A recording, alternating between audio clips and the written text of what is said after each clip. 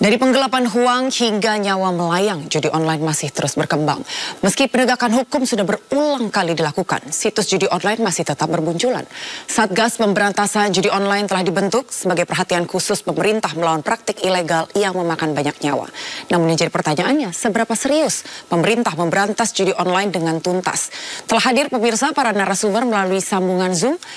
Selamat malam, ada Bapak dari Dirjen Kominfo. Ya, selamat malam. Baik. Halo, selamat malam. Bapak Usman Kansong telah hadir dan juga ada beberapa narasumber kami yang lain. Bapak Prof. Agus Raharjo. Selamat malam, Bapak. Selamat malam. Ya, dan juga ada Bapak Ardi Suteja selaku Ketua Indonesia Cyber Security Forum. Selamat malam, Pak Ardi. Selamat malam, Mbak Anggi. Baik, terima kasih Bapak-Bapak sudah bergabung bersama kami di Sindoprime. Pak Usman dulu, saya ke Bapak terlebih dahulu bahwa sebetulnya rencana pembentukan Satgas ini kan sudah sempat di-sounding. Kalau tidak salah hampir 2 tahun ya Bapak. Tapi baru sekarang akhirnya terrealisasi dan juga masalah judi online ini masih terus marak terjadi. Kira-kira apa sih Pak yang menjadi kendala dari Kemenkominfo sendiri Bapak? Iya, saya kira ada beberapa hal ya. Yang pertama, ya kita membentuk Satgas ini karena kita ingin serius menangani judi online. Kita ingin serius memberantas judi online, karena itu kita bentuk Satgas. Yang kedua, judi online ini sudah menjadi semacam yang menciptakan situasi ya kedaruratan ya. Menkominfo pernah mengatakan ya darurat judi online karena korbannya sangat besar ya, menurut catatan kami berdasarkan transaksi itu 32 juta orang lebih, melibatkan uang yang juga sangat besar 327 triliun tahun lalu. Di 4 bulan pertama tahun ini sudah 100 triliun uang yang berputar di judi online. Ya, kemudian yang terjerat ini kebanyakan masyarakat menengah bawah ya, karena judi online ini ya masangnya itu untuk investasinya katakanlah seperti itu kan murah sekali gitu. Nah, kemudian penanganan yang kami lakukan ya selama ini fokus ke penindakan ya, fokusnya itu ke penindakan dalam arti men-take down ya konten-konten judi online, memutus website, memutus akses ke website, ke situs ya, jadi fokusnya ke sana begitu. Dan kita ingin juga ada fokus ke pencegahan ya, pencegahan melalui literasi digital. Jadi Satgas ini akan melakukan langkah-langkah yang komprehensif, terintegrasi, dan holistik. Dalam arti dia dari hulu ke hilir, mulai penindakan sampai pencegahan begitu. Kenapa? Ya karena kalau kita lihat, ya kita men-take down tadi sudah 2,1 juta konten, ya, tetapi dia itu juga menunjukkan bahwa ya muncul lagi ya. Yeah. Karena teknologi memungkinkan orang mengubah domain, mengganti keyword, misalnya ini tantangan ya, artinya kita berusaha memutus supply, yang memutus supply, tapi dia muncul lagi, ya barangkali atau memang begitu adanya, ini karena demand-nya juga tinggi, ya demand-nya juga tinggi, ada mekanisme supply dan demand begitu ya. Kita memutus supply-nya, kalau demand-nya juga tidak kita coba putus, jadi akan muncul lagi. Karena itu kita mencoba memutus demand melalui pencegahan, ya melalui edukasi, melalui literasi digital, dengan melibatkan Presiden tadi mengimbau tokoh agama terlibat, masyarakat luas terlibat, ya supaya penanganan judi online ini bisa lebih cepat ya, tidak hanya aparat atau pemerintah yang menangani judi online. Tapi tetap ada kesadaran begitu ya. Baik, Pak Prof. Agus sendiri kalau melihat pembentukan Satgas ini sebetulnya cukup efektif tidak sih Pak untuk menekan platform-platform judi online yang semakin hari semakin marak? Tadi sudah disampaikan oleh Pak Usman bahwa ditutup satu, muncul lagi yang baru.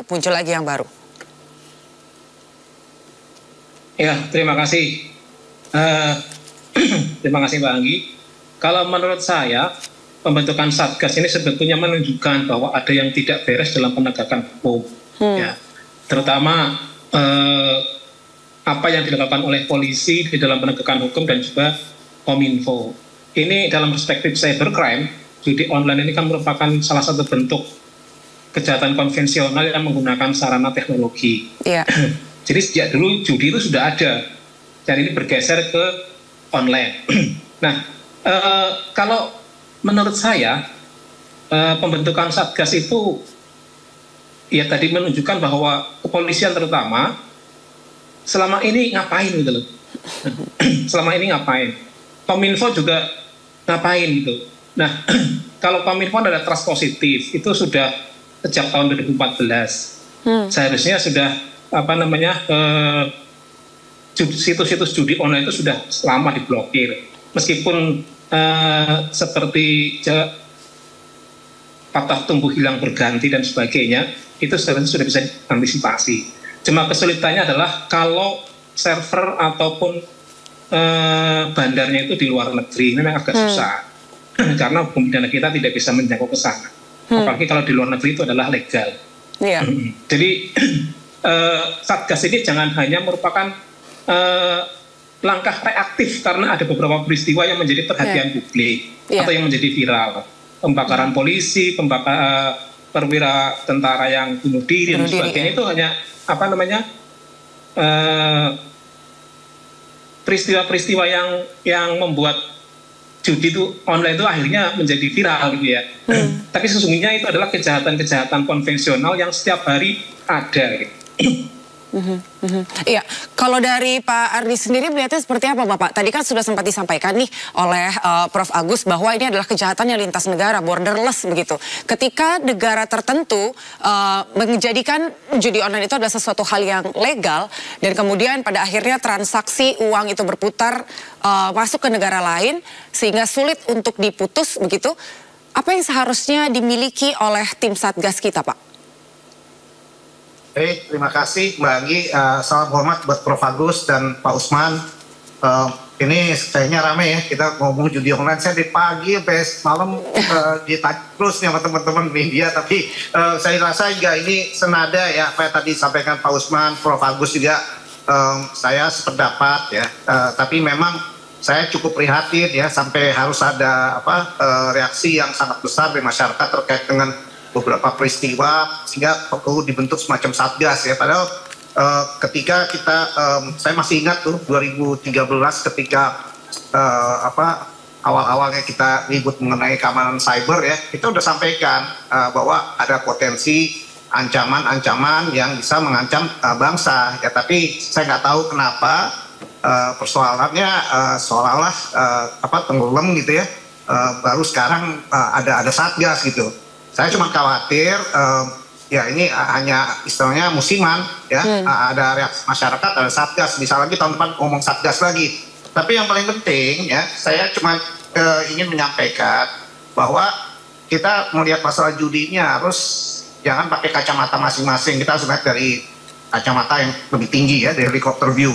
Karena ini menyangkut banyak ya, udah hajat hidup orang banyak itu udah bergantung pada kegiatan ini. Bahkan saya ada lihat beberapa rekaman wawancara orang-orang yang tertangkap berjudi, sampai bilang, ini saya kasih makan keluarga saya di mana? Nah, ini udah bahaya, udah seperti ini. Jadi tingkat ketergantungan tinggi. Nah, kedua, di samping tingkat ketergantungan, ini ada faktor penjeratan ya. Penjeratan artinya ya seperti narkoba, dikasih hal yang memancing mereka untuk masuk ke kecanduan, kecanduan dan seterusnya nggak bisa lepas akhirnya. Nah ini juga dua hal yang kita juga harus sadari bahwa ini sudah kayak seperti narkoba, ya. Nah ketiga di sini juga kalau lihat polanya, masifnya ya teknologi yang dipergunakan sekarang ini tidak terlepas dari kegiatan mereka-mereka yang tergabung dalam kelompok kejahatan terorganisir. Artinya kita udah bicara apa yang disampaikan Prof. Agus, kita udah berhadapan dengan mafia yang notabene beroperasi secara global ya. Ini udah dia udah menggunakan server juga tidak diletakkan di satu tempat, ya tidak mobile. Nah ini jangan mempersulit nantinya kita bagaimana kita melakukan penegakan hukum ya, sehingga harus dicarikan upaya preemptif yang tadi sudah disampaikan melalui melibatkan semua komponen masyarakat ya, bukan hanya tokoh agama tapi semuanya, dunia usaha, teman-teman di dunia pendidikan ya, dan tidak lepas juga peran media. Ini adalah mitra yang tidak bisa terlepas dari masalah ini, dan kita harus bersama-sama memerangi ini sebagai suatu ancaman terhadap keamanan nasional. Dan tadi juga saya rasa Bapak Presiden sudah menggarisbawahi persoalan ini. Demikian Mbak Mani. Iya, ada tanggapan Bapak Usman? Iya, jadi tadi yang Pak Agus sampaikan bahwa server dan bandar besarnya itu ada di luar negeri, yaitu memang yang terjadi. Iya.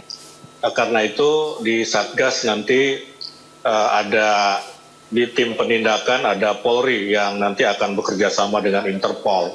Dan juga ada Kemlu, ya Kementerian Luar Negeri kita libatkan, karena tadi ini kejahatan transnasional. Tadi Presiden juga sudah mengatakan, ya tetapi ada pernyataan Presiden yang juga penting, yakni bahwa ini juga sangat tergantung pada pertahanan diri kita.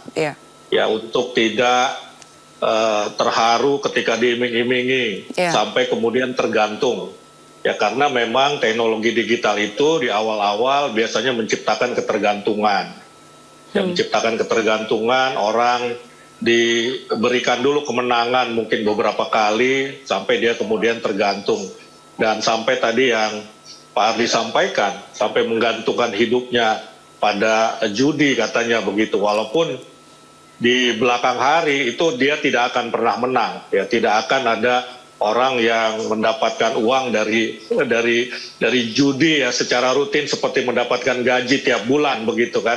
Nah ini artinya apa yang disampaikan Presiden, edukasi, pencegahan, literasi menjadi hal yang tidak kalah pentingnya juga dengan penindakan ya, dengan penindakan. Ya teknologi digital tentu memudahkan kita berbuat baik, tapi memudahkan kita juga berbuat jahat begitu ya. Zaman dulu susah berjudi barangkali karena offline, gampang ketahuan, mudah terlihat. Ya kalau sekarang ini kan kita bisa sembunyi, merondok di pojok, bisa bermain handphone, tapi kemudian berjudi. Nah ini tantangan buat kita semua saya kira, dan Satgas ini yang kalau kita lihat Satgas, memang Satgas ini sifatnya ad hoc. Sifatnya ad hoc dengan perkataan lain musiman. Ya musiman, ya kalau tugasnya sudah selesai, itu akan bubar dia. Ya di perpresnya juga akan disampaikan berapa lama sih masa kerja Satgas, tetapi bisa diperpanjang lagi. Ya kalau tidak masih diperlukan begitu. Ya kita sih berharap Satgas segera bubar dalam arti kita bisa menangani dengan cepat begitu ya. Dengan cepat gitu ya. Namanya juga Satgas dan ini bukan tindakan yang reaktif. Jadi kasus-kasus misalnya mohon maaf perempuan atau polwan yang membakar suaminya yang polisi juga itu terjadi belakangan setelah rencana pembuatan Satgas itu, penyusunan Satgas itu sudah terjadi. Begitu juga kasus-kasus belakangan ini ya. Jadi ini bukan reaksi dari kasus-kasus yang sifatnya sporadis tadi itu ya, terjadi di Mojokerto, terjadi di mana. Tapi ini melihat yang saya sampaikan tadi, yang kita lihat juga dari helikopter view. Apa itu korbannya yang jumlahnya banyak, dari sisi kuantitatif, ya dari sisi kualitatif menengah ke bawah, uang yang beredar 327 triliun. Jadi fakta-fakta itulah yang menyebabkan, termasuk fakta bahwa servernya dan bandar besarnya ada di luar negeri, itulah yang mendorong kita kemudian membentuk Satgas. Jadi bukan peristiwa-peristiwa lepas tadi itu begitu ya. Jadi kita melihat betul-betul secara komprehensif bahwa ini situasinya sudah ya katakanlah darurat ya, sudah mencekam, sudah meresahkan masyarakat. Ya, baik. Ada tanggapan dari Prof. Agus bahwa sebetulnya kasus-kasus yang terjadi akhir-akhir ini sebetulnya tidak terlalu mempengaruhi, tapi karena ini dilihat sudah cukup fatal dan sudah cukup parah, meskipun sebetulnya literasi yang akan diberikan untuk memutus mata rantai untuk pencegahan itu adalah another thing. Tapi bagaimana untuk jangka panjang atau jangka pendek, gebrakan seperti apa yang seharusnya dilakukan oleh pemerintah untuk betul-betul memutus mata rantai dari judi online sendiri. Karena ini kan sudah bertahun-tahun ya. Prof. Agus? Ya, jadi gini Mbak, kalau kita berbicara tentang sebab kejahatan, maka sesungguhnya kita akan sangat banyak menemukan sebab kejahatan. Atau sebab ketika seseorang melakukan judi, baik itu judi konvensional ataupun judi online. Akan tetapi ketika kita melihat bahwa yang akhir-akhir ini viral, itu adalah judi online, itu adalah suatu fakta. Yeah. Dengan tidak menafikan fakta lain tentang judi konvensional. Nah, kita masyarakat tidak tahu juga bahwa Kominfo ataupun di staf kepresidenan sedang menyiapkan satgas. Tetapi satgas itu kan muncul setelah ada peristiwa-peristiwa itu viral gitu ya. Sehingga kesan yang muncul ya tadi saya katakan itu adalah reaktif. Yang kedua, satgas ini tadi memang sifatnya ad hoc, tapi ini kan bermain di tingkat elit ya, di tingkat elit. Justru yang lebih penting lagi adalah bagaimana untuk mengatasi atau untuk mencari penyebab dari perilaku masyarakat yang suka judi itu. Dan dari penyebab itulah nanti kemudian akan bisa dicarikan solusi sebetulnya akar masalahnya apa dan pemecahan masalah seperti apa. Kalau tadi dikatakan bahwa sebetulnya untuk internet itu kan rangkaiannya panjang, struktur maupun infrastruktur. Nah, kalau dulu Kominfo sukses ya dalam tataran level tertentu bisa memblokir pornografi, saya pikir juga mampu untuk memblokir situs judi online gitu. Ya, pemirsa, masih melanjutkan pembicaraan kami terkait dengan pemberantasan judi online. Masih bersama dengan para narasumber, masih dengan Bapak Usman Kansong selaku Dirjen Informasi dan Komunikasi Publik dari Kemenkominfo, Prof. Agus Raharjo selaku pakar ilmu hukum pidana khusus, dan juga Bapak Ardi Suteja, Ketua Indonesia Cyber Security Forum. Pak Ardi, tadi Prof. Agus sudah menyampaikan bahwa sebelumnya dari Kemenkominfo sendiri bisa tuh menutup situs-situs porno. Sementara untuk judi online sendiri tampaknya jauh lebih sulit. Kalau menurut Pak Ardi sendiri, apakah karena memang server kita yang belum bisa menutup khususnya untuk situs-situs yang berada di luar negeri, atau seperti apa kalau Pak Ardi melihat? Ya, sebetulnya ini dua hal yang berbeda ya. Pengalaman saya tidak sama ya, karena pornografi ini kan lebih mudah mengidentifikasi situs-situs yang memang sudah terbentuk ya. Dia tidak clandestin dan tidak seperti judi ngumpet-ngumpet ya. Dan pemasarannya pun juga kalau di judi kan dia sudah memasarkan situs-situs clandestinnya itu bisa lewat WhatsApp ya. Dan macam-macam lah. Nah, tadi juga disampaikan Pak Usman, ini mereka juga bisa berpindah-pindah domain dengan mudah.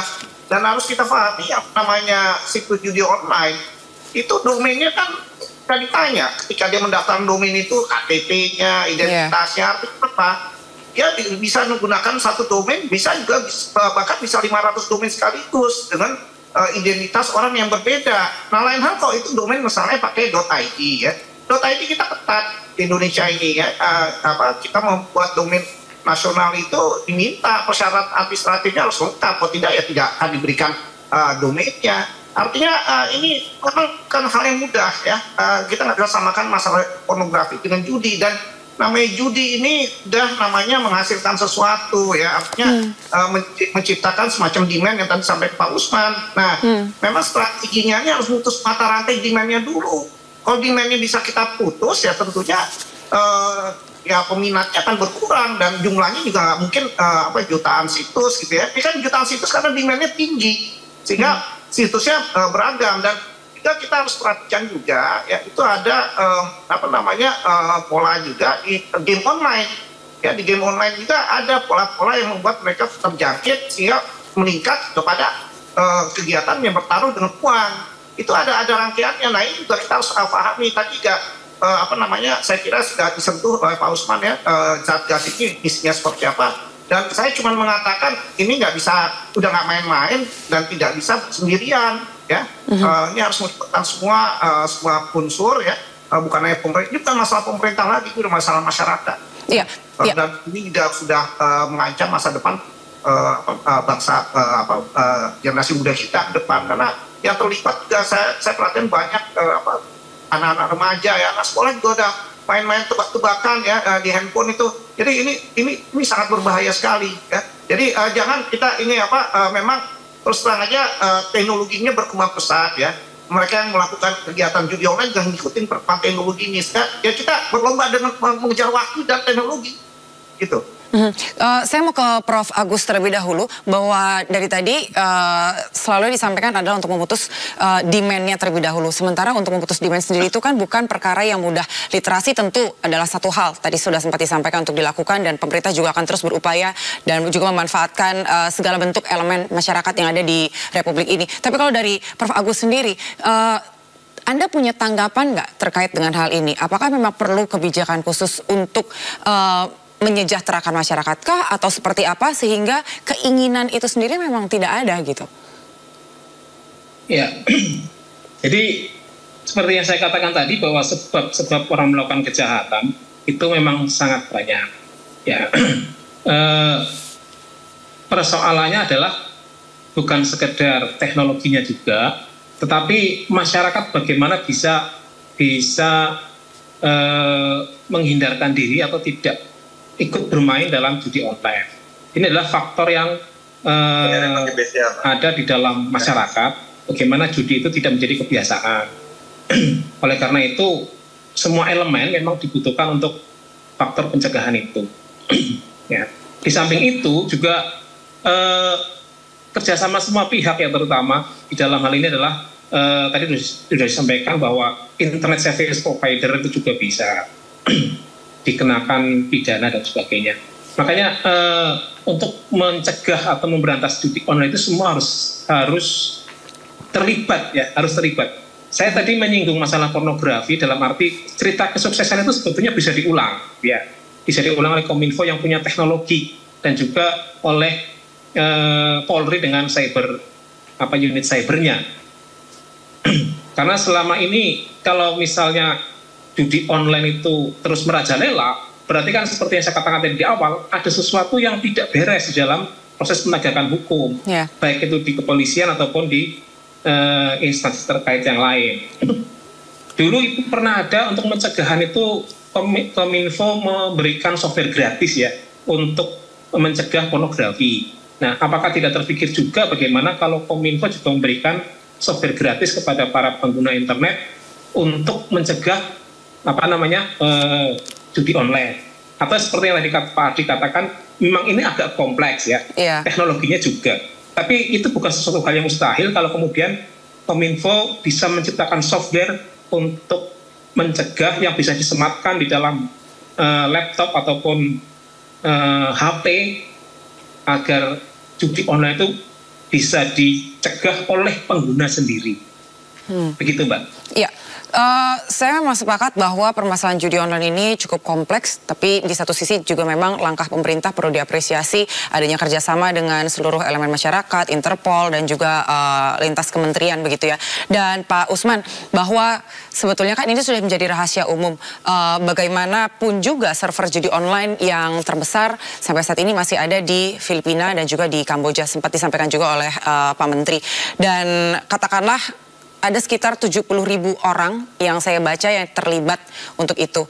Dan agak susah untuk dijangkau karena memang di beberapa negara, khususnya di Kamboja sendiri, bahwa judi online itu dianggap legal.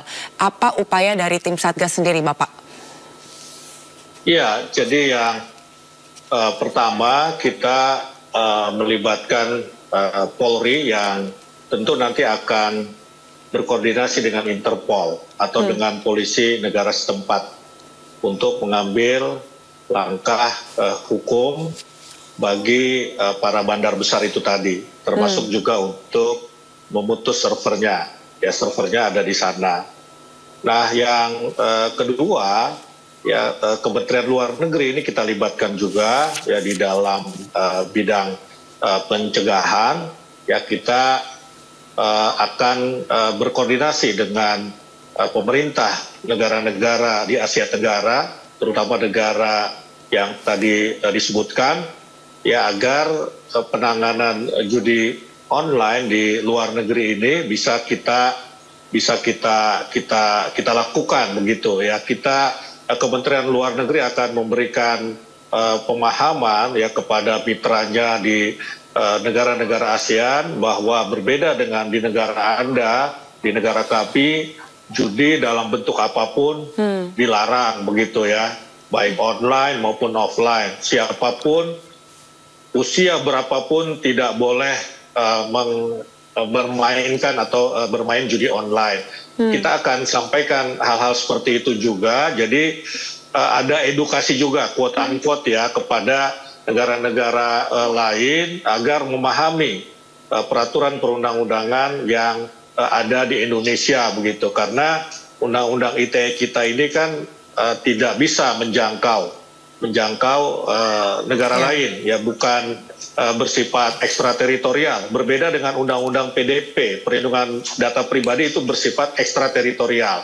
Tapi undang-undang ITE juga KUHP kita atau undang-undang yang lain yang terkait dengan judi online kalau tersedia itu tidak bersifat ekstrateritorial. Nah karena itu kita memerlukan kerjasama dengan negara-negara lain. Kita akan memperlakukan kurang lebih sama seperti menghadapi TPPO, tindak pidana perdagangan orang. Ini kan lintas batas negara. Betul. Ya Indonesia menjadi korbannya dan kita juga membentuk Satgas bersama juga negara-negara lain dalam arti koordinasinya. Waktu ASEAN Summit di Labuan Bajo ya ada pembicaraan tentang TPPO itu tadi. Juga Polri juga sudah melakukan pembicaraan-pembicaraan dengan counterpartnya di negara lain. Oke, termasuk dari bidang imigrasi sendiri Bapak, sudah sempat ada komunikasi sejauh ini? Ya, Kementerian Hukum dan HAM kita libatkan. Ya, Kementerian Hukum dan HAM kita libatkan.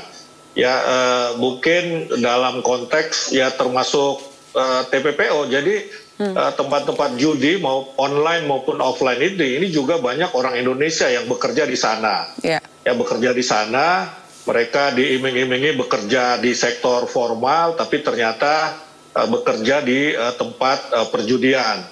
Nah, jadi Kementerian Luar Negeri juga imigrasi, dalam hal ini Kementerian Hukum dan HAM ya, Ditjen Imigrasi, kita akan libatkan juga. Tetapi konteksnya lebih menghindari orang Indonesia misalnya menjadi korban TPPO itu tadi.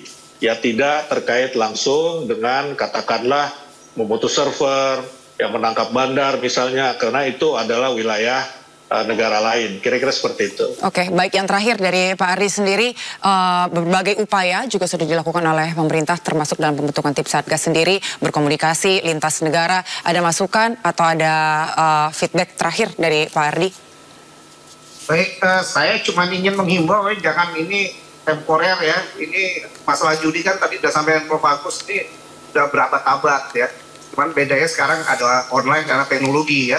Tapi memang harus dilakukan upaya bersama ya, dalam bentuk kampanye yang membentuk budaya karakter bangsa ini kita agar terhindar dari judi. Dan itu juga mau nggak mau ya kembali lagi harus melibatkan semua unsur komponen masyarakat dari semua industri ya, tidak bisa hanya pemerintah yang jalan sendiri-sendiri karena tidak akan efektif. Jadi kembali saya cuma melihat kalau bisa ini dijadikan budaya lah, kita buat semacam gerakan budaya anti perjudian secara nasional. Jadi udah harus ada strategi komunikasinya ya, juga harus menunjukkan visualisasi efek jerahnya pada publik ya.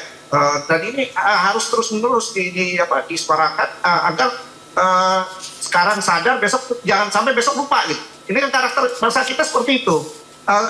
Ribut sekarang, besok udah lupa. Nah ini artinya apa? Harus ada sesuatu gerakan yang membuat mereka ingat selalu dan mengingat bahayanya ya. Dan juga tentunya perlu sentuhan dari pemuka agama untuk membantu ya, menyadarkan masyarakat agar jangan terlibat di dalam penjualan perjudian. Dan ini juga kembali lagi tidak bisa sendiri-sendiri, harus melibatkan semua pihak. Ya, baik. Terima kasih Bapak Ardi Suteja untuk waktunya. Terima kasih juga untuk Pak Usman dan juga Prof. Agus untuk informasinya. Tentunya kalau saya bisa simpulkan bahwa pencegahan, penindakan, efek jera dan juga jangan bersifat temporer dalam mengatasi judi online. Karena kita perlu menjaga anak bangsa agar tetap bisa bertumbuh kembang menjadi anak-anak yang membanggakan untuk bangsa ini. Terima kasih untuk waktunya. Selamat malam. Selamat malam.